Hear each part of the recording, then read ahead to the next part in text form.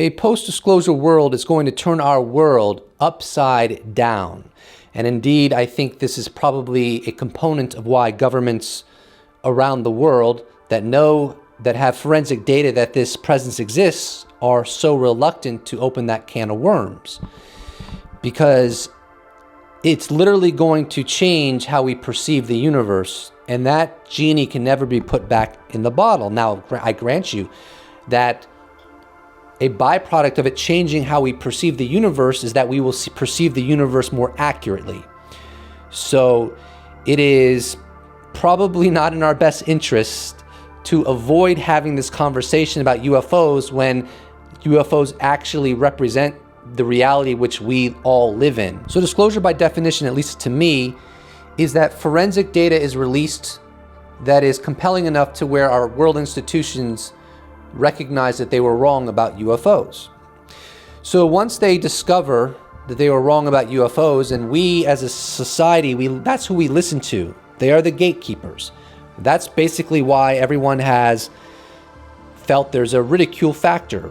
That's basically why it's not ever been taught in any curriculum in any school or university for the overwhelming most part. The institutions determine what is worth looking at and what is not worth looking at. And for 70 plus years, they have assessed that giving credence to this proposition that we're being visited by non-human intelligence is a big mistake. So, but moving beyond that, once we do get that confirmation and the institutions recognize what you and me have already recognized, then we have to change our perspective in how we see many, many, many things. A great example of this would be the Schoolyard landings that have been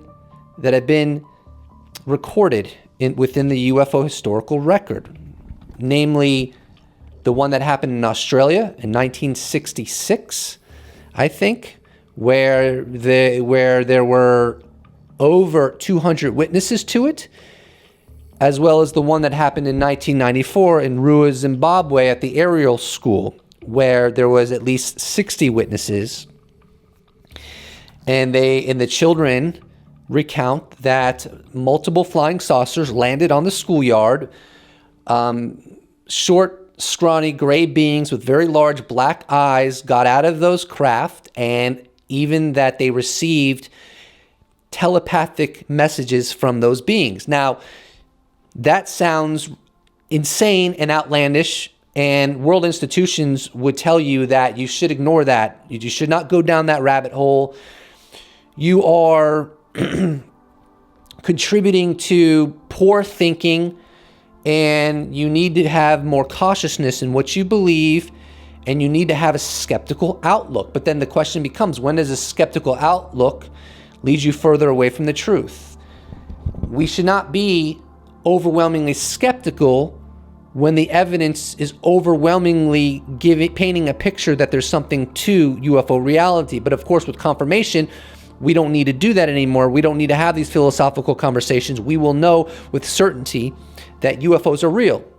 So a byproduct of knowing with certainty that UFOs are real, that is, they are extremely advanced technology and they are not coming from any military inventory in the world. Now, as a result of that new knowledge, it is no longer responsible, and in his deed would be misguided to assume that landings at schoolyards from beings from other worlds simply cannot be part of our universe.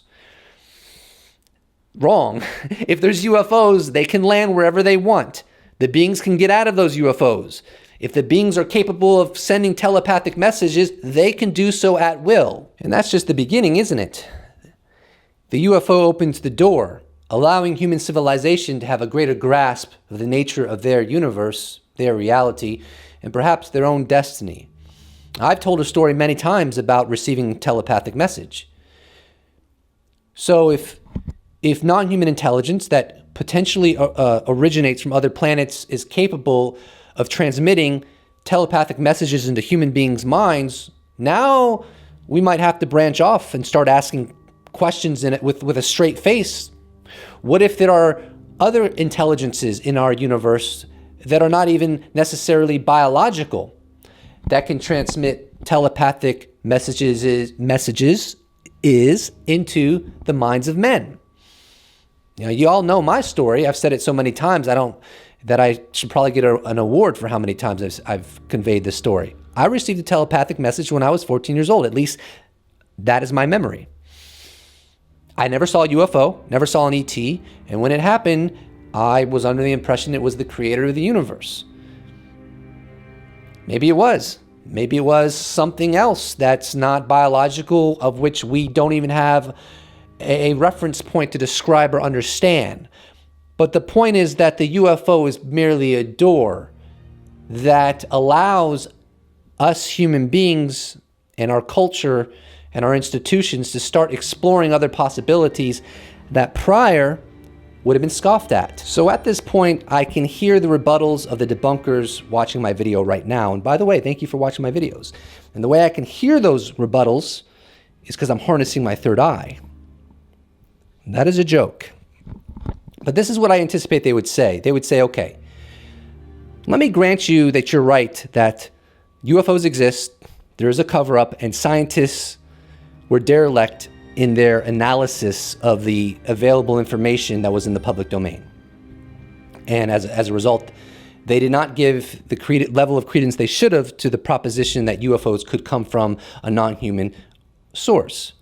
That doesn't give you carte blanche license to start looking at other alleged phenomena in a way in which you perceive there's a legitimate chance that they exist, such as ESP, near-death experiences, telekinesis, remote viewing, ghosts, poltergeists, etc. To which I would respond, no, I disagree with that, and I'll tell you why. The reason I don't agree with that is basically twofold. Firstly, the institutions of our world, our scientists, our engineers, officialdom, if you will, you can't just say that they were only wrong about UFOs, because if you listen to any skeptic or debunker, like Seth Shostak or Neil deGrasse Tyson, or others, by and large, they had other convictions associated with their conviction that there's no way that the likelihood of UFOs originating from a non-human source is extremely low. Their other convictions were that if there was UFOs and the government knew about it, there's no way that they would be capable of covering it up. In other words, if they had forensic data proving this existence is here, there's no way they could insulate that over decades from the rest of the world. So that's another conviction that they absolutely often have associated with UFOs. And I also perceive that if you would tell them that not only have they been able to cover it up, but there are multiple UFO programs within the United States government as we speak that have a long legacy and that have received billions of dollars over many decades, they would say, oh, now you're getting really loony, right? Surely the intelligence oversight committees within the United States Senate would have been tipped off eventually, and it would have been public, and the New York Times or the Washington Post would have written about it. Like, come on, man, are you really that insane? And I'm going to be like, yeah, you're darn right I am. I'm really that insane, because I would put some money on that as well. So there's that. But let's go a little further, because these institutions and these scientists have a bunch of stuff that's associated with their belief that there's no way that there's UFOs from other civilizations visiting us. They would also say, wait a minute, are you telling me that you believe that material or even a full craft has been recovered and they've been able to cover that up and insulate it from the knowledge of the rest of the world? Like, what are you smoking, bro? Like, you're just going down this rabbit hole, deeper levels, son. And I'd be like, yeah, I think there's a very real possibility, well above 1%, that not only does the U.S. government know we're being visited by a non-human intelligence, but they've also have recovered materials and or full craft in the process of knowing this. And so there's another factor that they would say is near impossible associated with UFOs. So what this comes down to is in the event we do get confirmation, and it's proven that the United States government has forensic data establishing UFO reality, then it goes without saying, and it's not really debatable in my opinion, that officialdom has had a wide spectrum systematic failure in their analysis of the way the world actually works. Because it's not as if there weren't plenty of documents from the government acquired through Freedom of Information Act that should have rightfully made the officialdom and the scientific community suspicious that they've been covering it up. Suspicious that there are other UFO programs within the United States government. Suspicious that they have recovered vehicles, not just through FOIA, but through the witnesses over time. So this is essential, and I want this to pierce your soul. I want it to pierce your soul. There's no justification. No. There is no justification for the lack of suspicion officialdom and the scientific community have had for the proposition that UFOs are real and the associated beliefs attributed to that proposition. Because go watch James Fox's movie, The Phenomenon. We have plenty of reasons to be suspicious, objectively, rationally, sensibly, that whatever crashed at Roswell was not a balloon, and that what actually did crash at Roswell was covered up. So you ain't gonna play that game around here, baby, because I got a pretty good right hook, and I'll knock you out. You know what I'm saying? You ain't gonna play that around here. If you're a debunker and you are officialdom and you are the scientific community and you got UFOs wrong, you also got a whole bunch of other stuff wrong. This is a wide, systematic failure in your thinking process. So why, in God's green, beautiful earth, should I consider you as the top of the totem pole when it comes to analyzing what might be possible? The final point I want to make in this sermon is that, yes, the UFO is a doorway. It's a facilitator for priming human civilization for seeing the new universe in new ways. I do anticipate that funding will start going in new directions in a post-disclosure world. Scientists will start doing the work. They'll start doing the work, as former Senate Majority Leader Harry Reid is fond of saying. When he talks about UFOs, he's like, well, we can't make any conclusions about where they come from, but they're real and we need to do the work. We need to do the work. We need to do the work scientifically to understand, to figure out where they come from. Scientific community has failed miserably in that arena. And that's just a fact. You can do the mental gymnastics you want all day long. That is just self-evident, if there ever was anything self-evident in this universe.